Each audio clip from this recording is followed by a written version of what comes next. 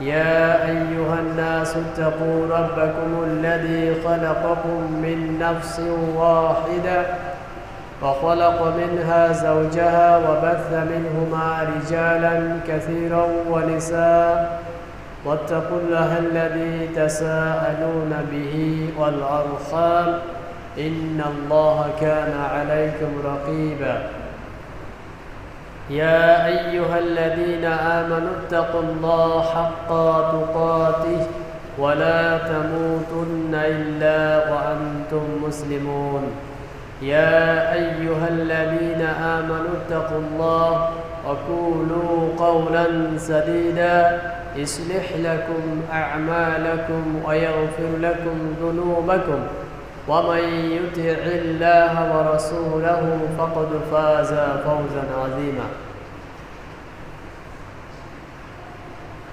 فقال الله سبحانه وتعالى ومن يرتد منكم عن دينه فيمت وهو كافر فأولئك حبطت أعمالهم في الدنيا والآخرة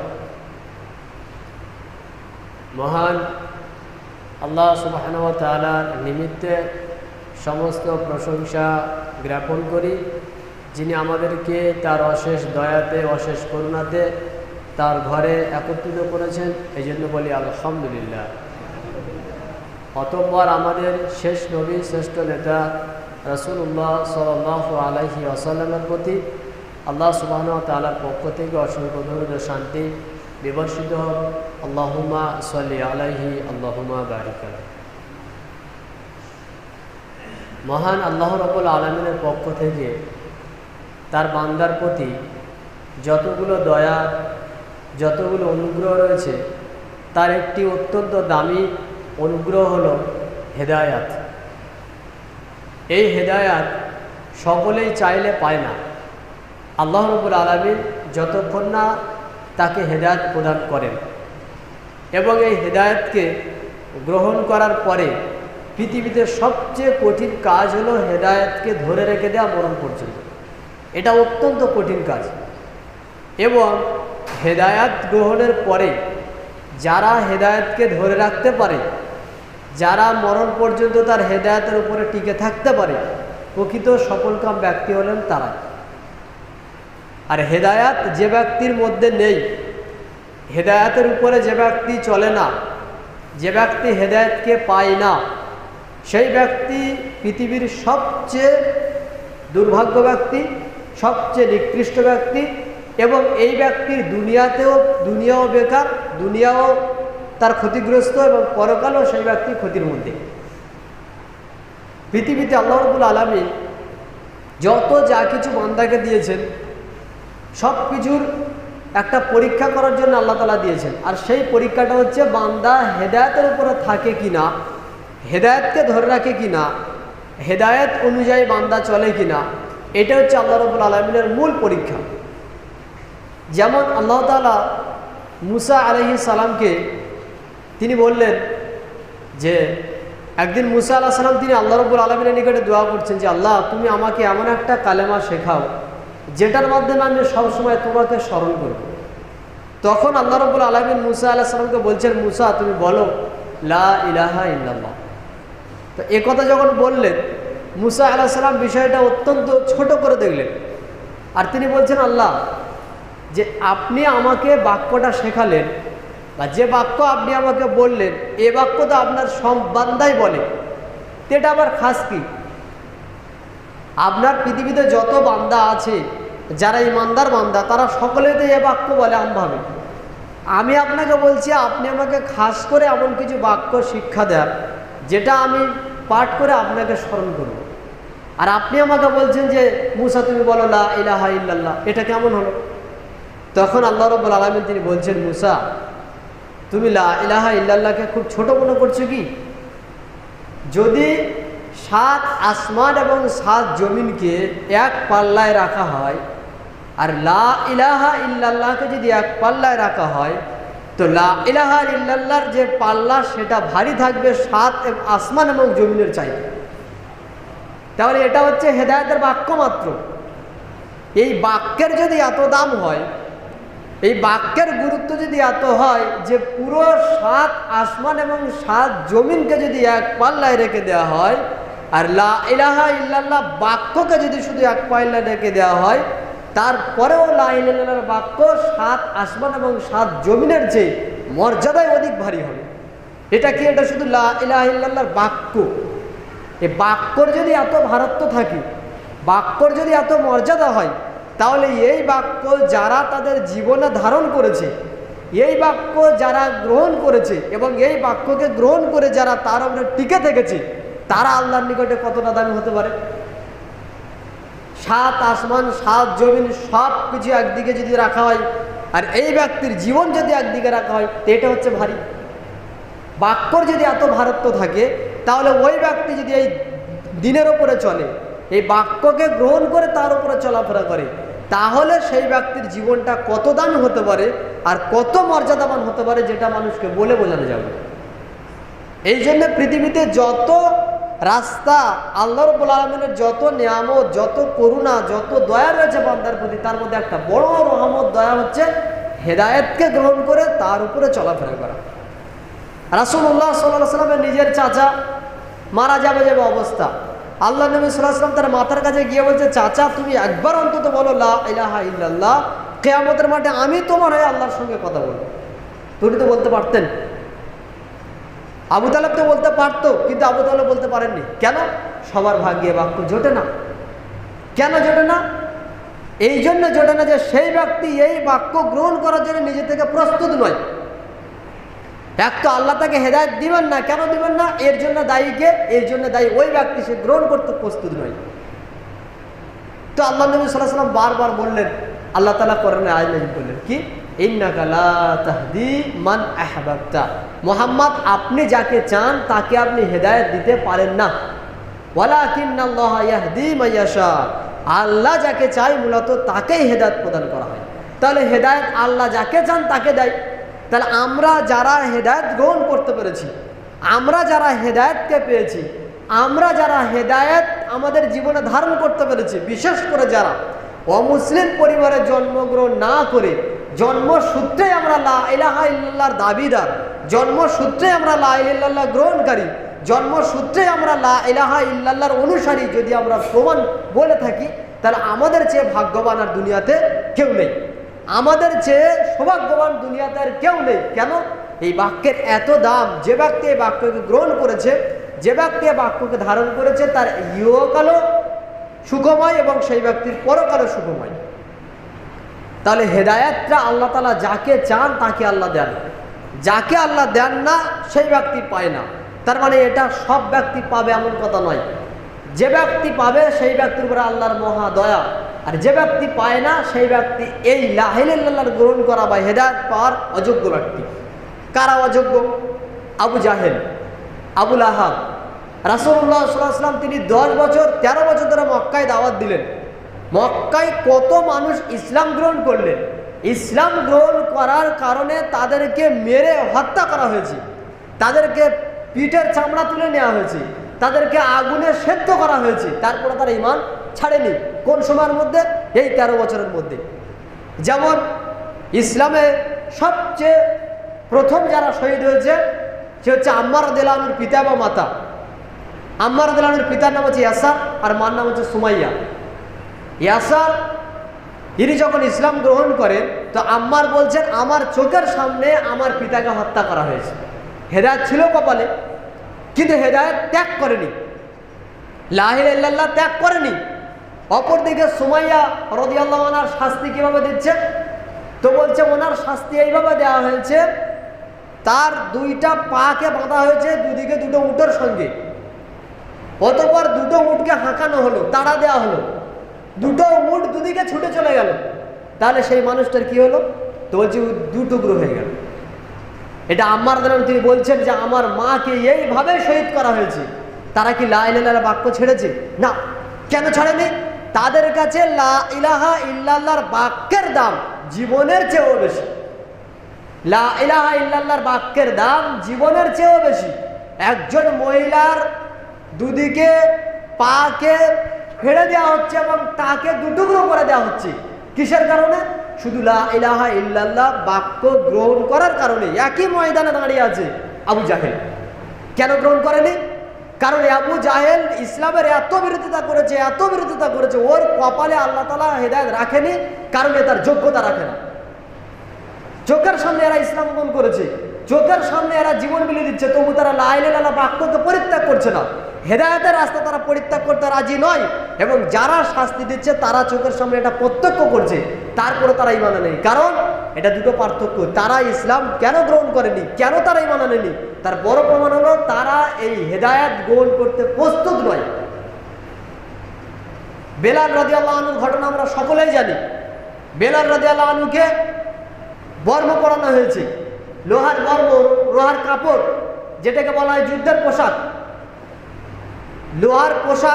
লোহার পোশাক পরানোর পরে একেবারে কাঠ ফাটা রোদে তাকে শুয়ে দেওয়া হয়েছে, দাঁড় করে দেওয়া হয়েছে। কেমন গরম লাগতে পারে, ভিতর থেকে শরীর মনে হবে যে খসে পড়ে যাচ্ছে, এরকম অবস্থা।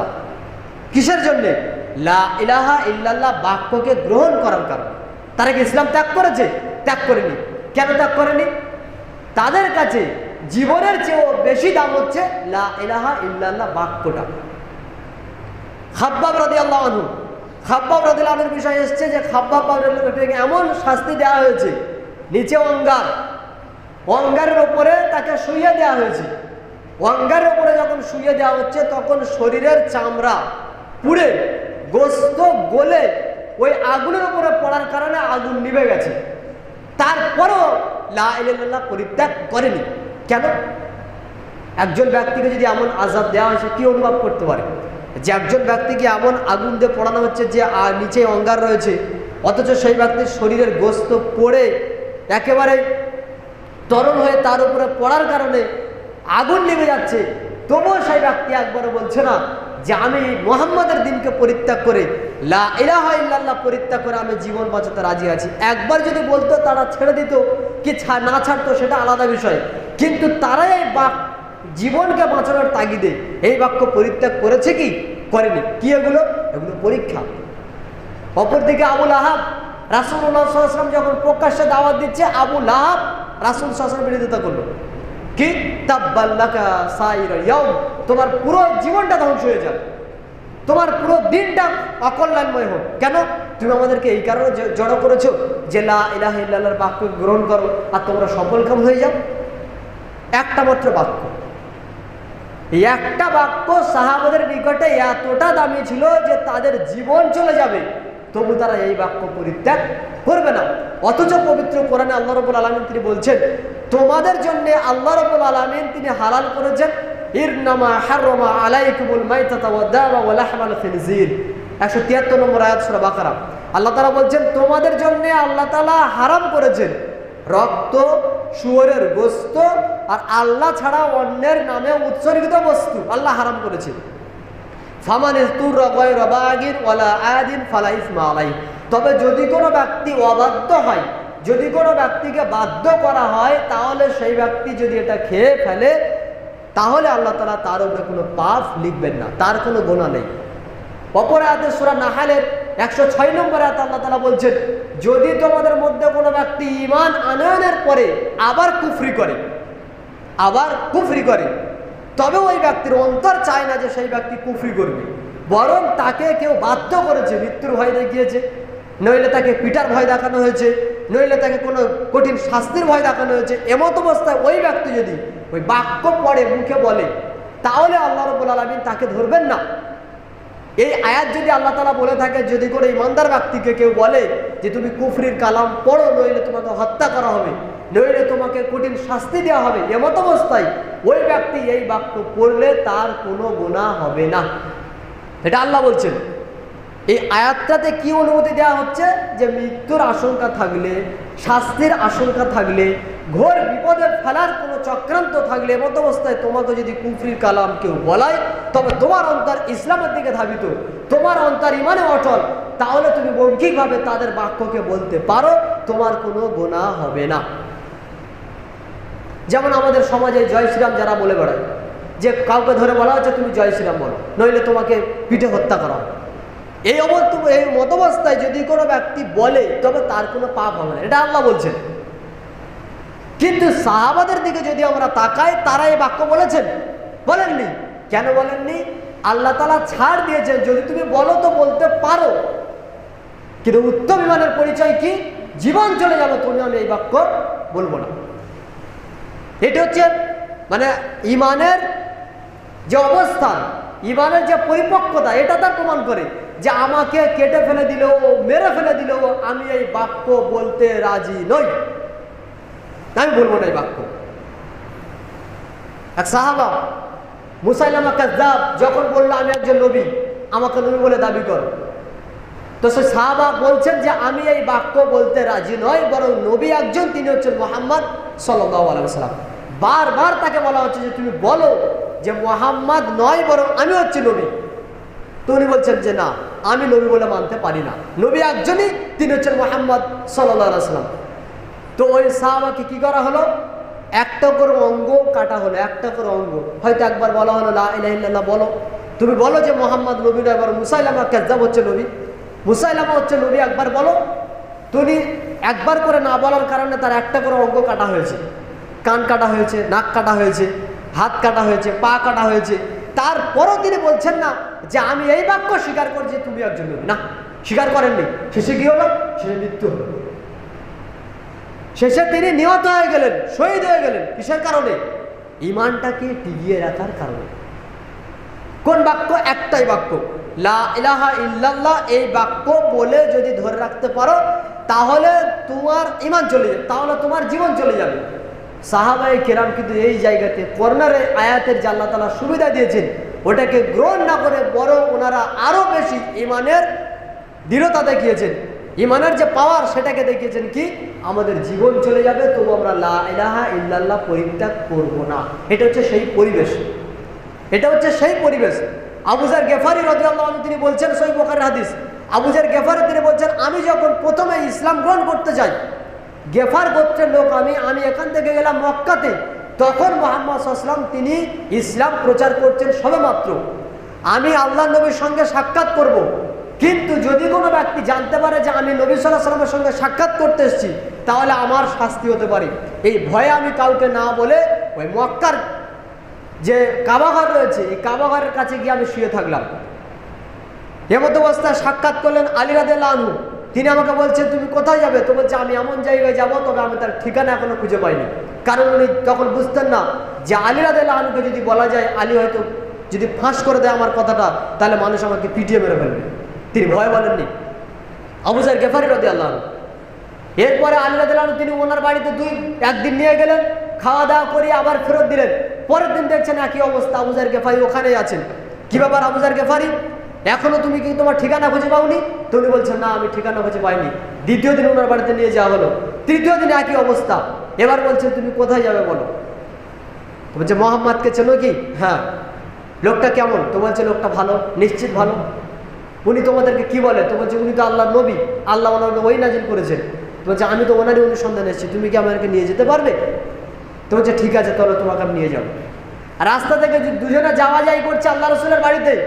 আবু যার গেফারি রাদিয়াল্লাহু আনহু তিনি বলছেন যে আলী রাদিয়াল্লাহু আনহু আমাকে বললেন যে আমরা দুজনে রাস্তায় হাঁটবো, যদি রাস্তায় কোনো ব্যক্তিকে দেখতে পাও তাহলে তুমি তোমার হাঁটতে থাকবে, আর আমি দেয়ালের দিকে গা ঘেঁষে দাঁড়িয়ে থাকবো। এমতো অবস্থায় আমি আমার জুতো ঠিক করবো, আমি ছলনা করবো, যাতে মানুষ মনে করে যে আমি দাঁড়িয়ে গেছি জুতোর কোনো সমস্যার কারণে। কেন?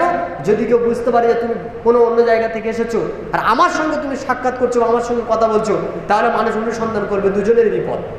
পরিবেশ বুঝতে পারছেন কেমন? প্রকাশ্যে দাওয়াত দেওয়া তো বহু দূরের কথা, মুহাম্মাদের সঙ্গে কেউ দেখা করতে এসেছে এই কথা যদি কেউ জানতে পারে, তাকেও হত্যা করা হবে, তাকেও শাস্তি দেওয়া হবে, এমন একটা পরিবেশ। আজকের গিয়ে মানুষ তালিবিয়া পড়ছে, যে যত চিল্লিয়ে পড়ে তত জোরে জোরে তালিবিয়া পড়ে এই কাবাঘরের চতুর্দিকে। আর সেই সময় ওই কাবাঘরের কাছে মুহাম্মাদের কেউ যদি নাম নাই, মুহাম্মাদের সঙ্গে কেউ দেখা করতে এসেছে এই বাক্য যদি কেউ জানতে পারে, তাহলে তাকে শাস্তি দেওয়া হতো। সেই ময়দানে সাহাবায়ে কেরাম দাঁড়িয়ে দিন প্রচার করেছে এবং এই দিনকে গ্রহণ করেছে। এমন শাস্তি, এমন অবস্থা। আবু যার গেফারি তারপরে মুহাম্মদ সাল্লাল্লাহু আলাইহি ওয়াসাল্লামের নিকটে গেলেন, আল্লাহ রাসূলের সঙ্গে কথা বললেন, সাক্ষাৎ করলেন, ইসলাম গ্রহণ করলেন। রাসূলুল্লাহ সাল্লাল্লাহু আলাইহি ওয়াসাল্লাম তিনি বলছেন, আবু যার গেফারি তুমি যে দিন গ্রহণ করেছো, ইসলাম গ্রহণ করেছো, একটা কাজ করো, চুপে চুপে তুমি এখান থেকে বের হয়ে যাও, বাড়ি চলে যাও। কাউকে জানতে দিও না যে তুমি ইসলাম গ্রহণ করেছো বা তুমি আমার সঙ্গে সাক্ষাৎ করতে এসেছো। কেন? পরিবেশ জটিল, বাইরে কেউ জানতে পারলেই বিপদ। আবু যার গেফারি রাদিয়াল্লাহু আনহু তিনি কি করলেন? বাইরে গেলেন। ইমানের যে একটা জ্যোতি আলো তিনি পেয়েছেন, তিনি এটাকে ধরে রাখতে পারছেন না, আবেগ তিনি আর ধরে রাখতে পারছেন না। কি করলেন? তিনি কাবা ঘরে উঠলেন। কাবা ঘরে উঠে বলছেন, আশহাদু আল্লা ইলাহা ইল্লাল্লাহ ওয়া আশহাদু আন্না মুহাম্মাদান আবদুহু ওয়া রাসূলুহু, আমি সাক্ষ্য দিচ্ছি আল্লাহ ছাড়া কোনো মাবুদ নেই এবং আমি এই সাক্ষ্য দিচ্ছি মুহাম্মদ সাল্লাল্লাহু আলাইহি ওয়াসাল্লাম হচ্ছেন আল্লাহ রাসূল। এই বাক্য যখন তিনি কাবা ঘরে উঠে বললেন, তখন চতুর্দিক থেকে কুরাইশরা ছুটে এলো। কে এই বাক্য বললো কাবা ঘরে? দেখছে আবু যার গেফারি। আবু যার গেফারি বলছেন, আমাকে এত মার মেরেছে, এত মার মেরেছে, রক্ত তো ঝরেছে, আমি বেহুশ হয়ে গেলাম, আমি বেহুশ হয়ে গেলাম।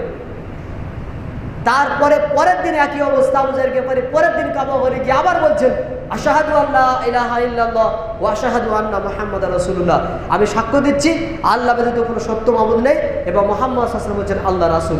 এই কথা বলার পরে উনি বলছেন, আবার আমাকে ওরা সকলে মিলে এলো এবং পিটলো, এমন পেটা পিটলো যে আমি বেহুশ হয়ে গেলাম। আমি যে আপনাকে বলছি কথাটা, দেখাতে যাচ্ছে ইমানের পরিস্থিতি, ইমান আনয়নের অবস্থান, ইমান আনয়নের পরিবেশ আর আমাদের পরিবেশ, দুটোর সঙ্গে আসমান জমিনের পার্থক্য। তাহলে কোন কারণে, কোন ভয়ে, কোন কাজের কারণে, কিসের জন্যে আমরা আজকের দিন গ্রহণ করার পরেও, লা ইলাহা ইল্লাল্লাহ বাক্য গ্রহণ করার পরেও আমাদের গতি দিনের পর দিন নিচের দিকে নামছে? কে আমাদেরকে বাধ্য করেছে? কে? দেশের কোনো নেতা নেত্রী বলে গেছে কি যে তোমরা যদি ৫ ওয়াক্ত সালাত আদায় করো তোমাদেরকে পিটিয়ে মেরে ফেলা হবে? বলেনি। দেশের কোনো এরকম শাসক নেতৃস্থানীয় কোনো মানুষকে বলেছে তোমরা যদি দ্বীন ইসলামের কোনো একটা আনুগত্য করো তোমাদেরকে পিটিয়ে হত্যা করা হবে? কেউ বলেনি। কোন ক্ষমতা, কোন নীতি, কোন আদর্শ আজকে আমাদেরকে এই দিন থেকে পিছনে ফিরিয়ে দিচ্ছে? কিসের কারণে, কিসের জন্যে? এটা হচ্ছে আমাদের নিজেদের গতি। ইমানকে যদি কোনো ব্যক্তি চিনতে না পারে, হেদায়েতকে যদি কোনো ব্যক্তি চিনতে না পারে, তাহলে তার উচিত হলো সাহাবায়ে কেরামের জীবনকে লক্ষ্য করা। তারা কিভাবে হেদায়েতকে ধরে রেখেছিল, কিভাবে তারা ইমানকে ধরে রেখেছিল। অথচ আমাদের কিঞ্চিত পরিমাণ পরীক্ষা দিতে হয় না ইমান গ্রহণের কারণে। কিঞ্চিত পরিমাণ পরীক্ষা নেই আমাদের। একটা কিঞ্চিত পরীক্ষা দিয়েছি যে আমরা ইমান আনয়ন করেছি, তার জন্য পরীক্ষা দিয়েছি আমরা এই পরিমাণ, যে সাহাবায়ে কেরাম যে পরিবেশে থেকে যে পরিমাণের পরীক্ষা দিয়েছে না। তাহলে আমাদেরকে কোন জিনিস পিছনে ফেরাচ্ছে? আপনি কি বাঁচতে পারবেন কিয়ামতের মাঠে এই ইমান নিয়ে? আপনি কি বাঁচতে পারবেন কিয়ামতের মাঠে হেদায়েত নিয়ে? যে হেদায়েত রয়েছে অথচ সেখানে কোনো প্রকার আমাল নেই। এমন হেদায়েত রয়েছে যে হেদায়েতের মধ্যে কুফরি ভরা, এমন হেদায়েত রয়েছে যে হেদায়েতে বেদাত ভরা, এমন হেদায়েত রয়েছে যে হেদায়েতের মধ্যে শিরিক ভরা, এমন হেদায়েত রয়েছে যে হেদায়েতের মধ্যে নেফাকি আর মুনাফিকি পরিপূর্ণ। এই হেদায়েত নিয়ে কিয়ামতের মাঠে টিকতে পারবেন? হেদায়েত মানে হচ্ছে যে রাস্তা, হেদায়া মানে হচ্ছে পথ। তো রাস্তার পথ কার হবে? আল্লাহর হবে। তো এই হেদায়েত যদি কুফরিতে ভরা থাকে, শিরকে ভরা থাকে, বিদআতে ভরা থাকে, নেফাকিতে ভরা থাকে, তাহলে হেদায়েত ক্লিয়ার নেই। এটা হচ্ছে অপবিত্র।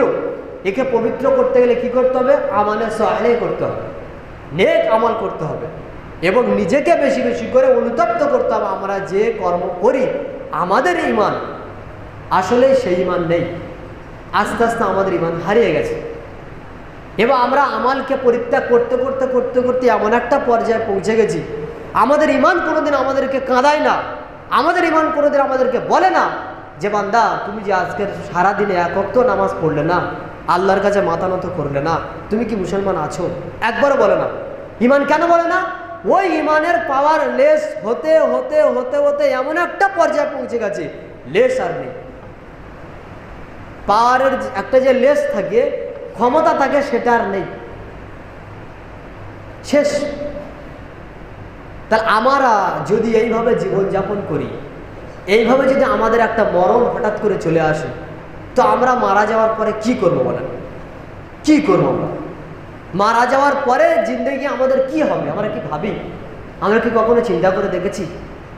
কোনোদিন আমরা কি হিসাব করেছি যে 24 ঘন্টার মধ্যে আমাদের কয় ঘন্টা আল্লাহর স্মরণে যাই? 24 ঘন্টার মধ্যে কয় ঘন্টা আমরা আল্লাহ রাব্বুল আলামিনের আনুগত্য করে কাটাই? কয় ঘন্টা আমরা রাসূলের আনুগত্য অনুযায়ী চলাফেরা করি, আর কয় ঘন্টা আমরা আল্লাহ এবং তার রাসূলের বিরুদ্ধে চাপে করে চলাফেরা করি? আমরা কি একটু ভেবে দেখেছি? না, আমরা ভাবি না। কেন? আমরা প্রস্তুত নই। আমরা না পরকালের জন্য প্রস্তুত, না আমরা ঈমানকে টিকিয়ে রাখার জন্য প্রস্তুত, না আমরা হেদায়েতকে স্বচ্ছ রাখার জন্য প্রস্তুত। আমরা কোনো দিকে প্রস্তুত নই। প্রস্তুত একটা জায়গায়, তা হচ্ছে কি? তা হচ্ছে দুনিয়া। দুনিয়া কিভাবে আমাদেরকে এই জগতে থেকে কিছু করে নেওয়া যায়, এইটা আসল চেষ্টা। এটা হচ্ছে আমাদের জীবনের আসল লক্ষ্য, আসল উদ্দেশ্য। তাহলে পরকাল কি? পরকাল বাকি পড়ে রইল। আর সকলে হিসেব করে আছে যে আমরা এইভাবে দিন কাটাচ্ছি, এইভাবে চলুক, আমাদের কিছু হবে না। বিশ্বাস করেন, আপনি যদি এইভাবে মারা যান, আপনার আগামী জিন্দেগি অত্যন্ত ভয়ঙ্কর, অত্যন্ত ভয়ঙ্কর, যা আপনাকে বলে বোঝানো যাবে না, কল্পনারও বাইরে।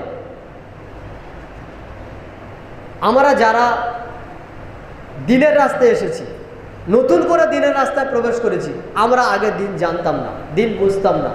দিন বলতে আমরা বুঝতাম আরো অন্য কিছু, আলাদা কিছু। এখন আমরা সঠিক দিন বুঝেছি। বোঝার পরে কি করেছি আমরা? বোঝার পরে আমরা কি করেছি? যেদিন আমরা গ্রহণ করেছি সেই দিনের উপরে কি আমরা আছি? আমরা নেই। থেকে যাবে শুধু আমার এই চেল্লানো, আর কিছু না। আমি যে মেম্বারে দাঁড়িয়ে গলা ফাটিয়ে চিল্লিয়ে চিল্লিয়ে আপনাদেরকে বলছি, এটাই থেকে যাবে। বাকি আপনার কোনো পরিবর্তন হচ্ছে না। কেন হচ্ছে না? তার কারণ হচ্ছে আপনার এই কথাগুলোর কোনো দাম নেই, আপনার কাছে কথাগুলোর কোনো মর্যাদা নেই, আপনার কাছে কথাগুলোর কোনো ভিত্তি নেই, যার কারণে আমার চিল্লানো প্রত্যেক সপ্তাহে চিল্লানোর জায়গায় থেকে যায়, আর আপনার গতি যে জায়গা আছে ওই জায়গায় রয়ে যায়। নইলে আপনার কোনো না কোনো পরিবর্তন থাকতো। এই মনে করুন, আপনি এই মসজিদে নাম লিখিয়েছেন, এখন আপনি কে? আপনি হচ্ছেন আহলুল হাদিস। এই মসজিদের খাতায় আপনার নাম আছে, আপনি মসজিদের ইমাম সাহেবের মাইনে দেন এবং আপনি মসজিদের ইমাম সাহেবের খাবার দেন। তাহলে আপনি কে? আপনি আহলুল হাদিস। আপনি আহলুল হাদিস। এখন আপনি 5 ওয়াক্ত সালাত আদায় করলে কি আর না করলে কি আপনি আহলুল হাদিস বলতে হবে আপনাকে। কেন? নাম আছে, তাই খাতাতে নাম আছে। আপনি যখন মারা যাবেন তখন আপনার পরকালীন জীবন কি হবে? আপনার পরিচয় হবে আপনি হচ্ছেন আহলুল হাদিস। কেন? আপনার খাতায় নাম আছে তাই। আপনার বাড়িতে কেউ মারা গেছে, আপনি তার 40-এর খানা করবেন, খানা যদি না করেন অন্তত খেতেও যাবেন। কেন? আপনার খাতায় নাম আছে, তারপর আপনি আহলুল হাদিস। এটা কেমন? এটা কেমন হলো? অথচ আল্লাহ রাব্বুল আলামিন তিনি পবিত্র কোরআনে উল্লেখ করছেন সূরা বাকারার 217 নম্বর আয়াতে, ওয়ামাই ইয়ারতাদিদ মিনকুম আন দীনিহি, যে ব্যক্তি তার দিন থেকে বেরিয়ে গেল, ওয়ামাই ইয়ারতাদ মিনকুম আন দীনিহি, তোমাদের মধ্যে যে ব্যক্তি তার দিন থেকে বেরিয়ে গেল, ফায়ামুত, এরপর ওই ব্যক্তি মারা গেল, ইসলাম থেকে বেরিয়ে গেল তারপরে মারা গেল, ওয়া কাফির, এমত অবস্থা ওই ব্যক্তি কাফের হয়ে মারা গেছে, ফাউলাইকা হাবিতাত আমালুহুম ফিদ দুনিয়া ওয়াল আখিরা, ওই ব্যক্তির ইহকালে যা আমল করেছে সব বাদ, আর পরকালের ওই ব্যক্তি যে বিচার কার্য হবে তা পুরোটাই ওই ব্যক্তি জাহান্নামের ঠিকানা। প্রথম আল্লাহ তাআলা কি বললেন?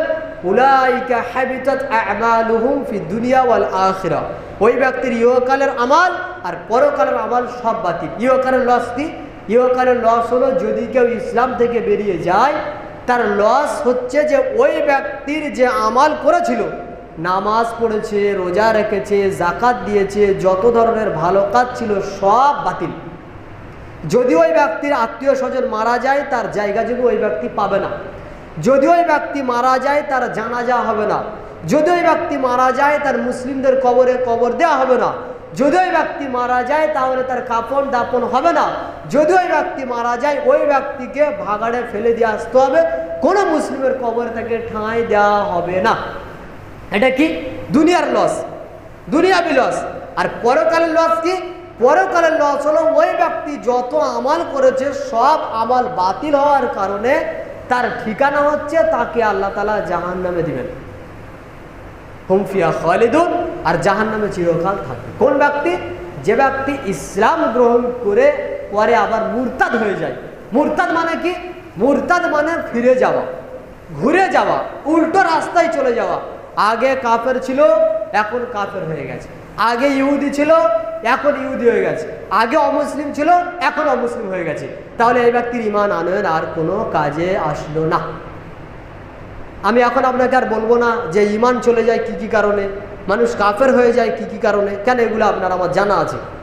এখন কাফের হয়ে যাওয়ার শাস্তি কি, কাফের হয়ে গেলে ক্ষতি কি? আল্লাহ রাব্বুল আলামিন তিনি পবিত্র কোরআনে যারা মুরতাদ তাদের বিষয়ে বলছেন, যারা মুনাফিক, সূরা মুনাফিকের মধ্যে 3 নম্বর আয়াতে আল্লাহ তাআলা বলছেন যালিকা বিআন্নাহুম আমানু সুম্মা কাফারু ফাতুবিয়া আলা কুলুবিহিম ফাহুম লা ইয়াফকাহুন। তারা ঈমান আনয়ন করেছিল, আবার পুনরায় কুফরি করেছে। ঈমান এনেছে, আবার ঈমান আনার পরে তারা পুনরায় কাফের হয়ে গেছে, কুফরি করেছে, দ্বীন ইসলামকে তারা হেয় তুচ্ছ করেছে, যার কারণে আল্লাহ তাদের অন্তরে তালা মেরে দিয়েছে। তালা মেরে দেওয়ার কারণে কি আছে, তাদের অন্তরে আর ইসলামের মহাব্বত ভালোবাসা কিছুই নেই। ফলে তারা কোথায় যাবে, তারা কাফের, আর কাফেরদের ঠিকানা জাহান্নাম। এই জন্যে মুরতাদ হয়ে যাওয়া অনেক জঘন্য কর্ম, নিকৃষ্ট কর্ম। শুধু জঘন্য নিকৃষ্ট কর্ম নয়, বরং ইহকালের সব আমল বাতিল হবে। পরে